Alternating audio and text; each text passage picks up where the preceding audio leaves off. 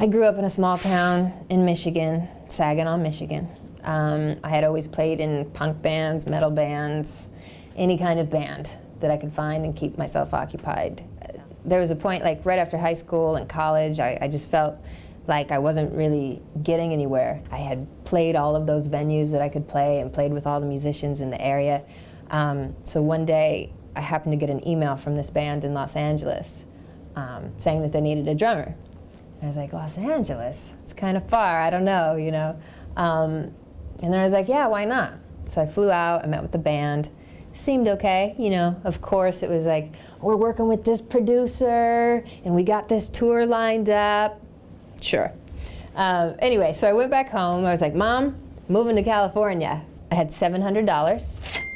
And as a 20-year-old, I thought $700 was a ton of money. I don't even know if that was my gas money out to California. But anyways, I packed everything in my car, stuffed my drum set in there, and as much as I could fit. It was like packed to the rim.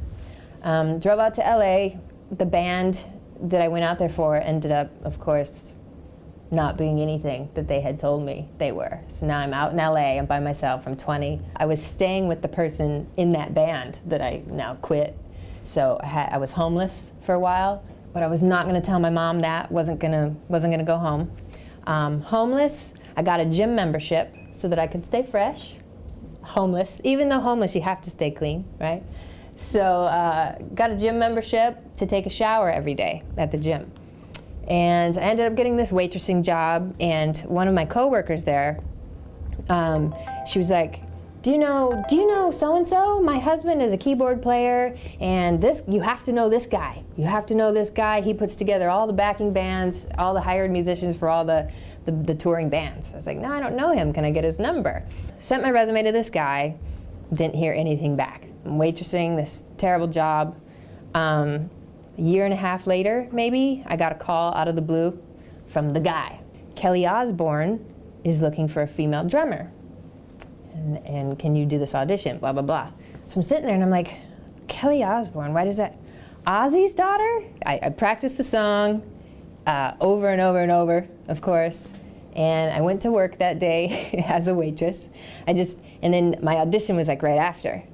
So I just went in the clothes that I went to work in. It wasn't like name tag or anything. It was my regular clothes, but still, I had worked as a waitress in these clothes, and then I went straight to the audition. So I go, I played the song. Everybody was like, all right, cool, thanks, you know? And I left, and I was like, well, that's weird. Is that what's supposed to happen? I have no idea. Went home, and a couple hours later, I get this phone call, and it was like, you did a great job. Kelly and Sharon Osbourne would like to meet with you tomorrow. And I was just like, what?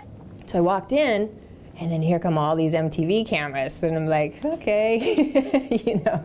So we played the one song that I auditioned on, and then they're like, here's a new song that we need you to learn. And I was like, oh, now I gotta learn a song on the spot. There's cameras here.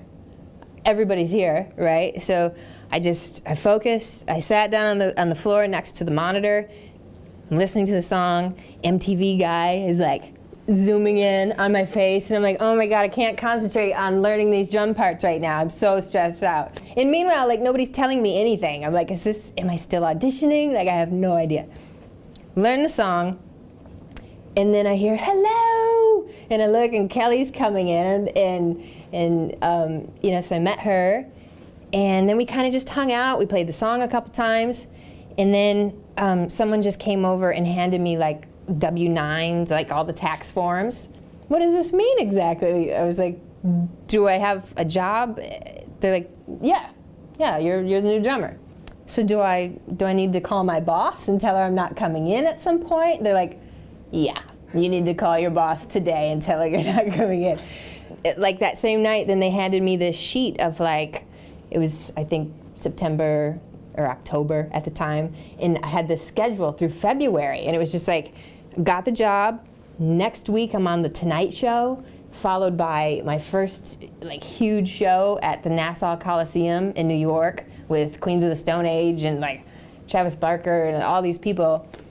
It's like 17,000 people. It just happened overnight, and I called my mom, and my mom was on one phone Sister's on the other phone. They're both crying. I'm like, I have a drum tech. I don't even have to set my stuff up. I have endorsements. Like, I couldn't even believe that this was happening. Like, going from homeless, like completely poor, to 5-star hotels, tour buses. Just that was my game-changing moment.